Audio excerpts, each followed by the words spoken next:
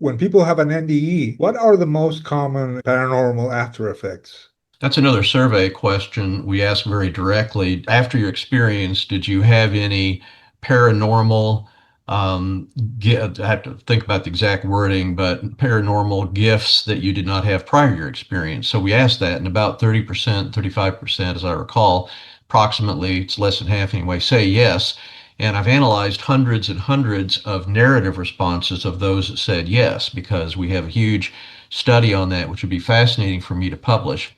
In reviewing that, there are certainly a small percentage of people that believe that they have a wide variety of paranormal phenomena. I've heard about everything. I mean, you're talking about increased psi ability, mediumship has been described, increased ability to, basically have just a wide variety, pretty much every described paranormal, non-ordinary experience, one near-death experience or another at some time or another has described as having had that. So I wish there was a lot more scholarly study on these people that especially have had these very dramatic um, paranormal gifts, but there really is a surprising paucity of good scholarly literature on that. Maybe I run out of things to do.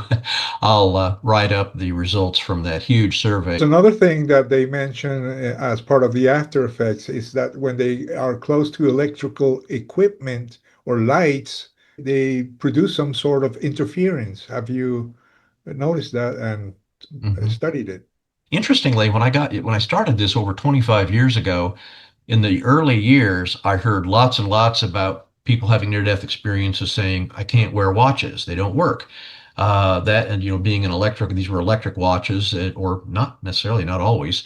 And we saw lots and lots of that. And I'll tell you, in recent years, I've seen hardly any of that. I don't have a good explanation for that, but it's a very obvious phenomena.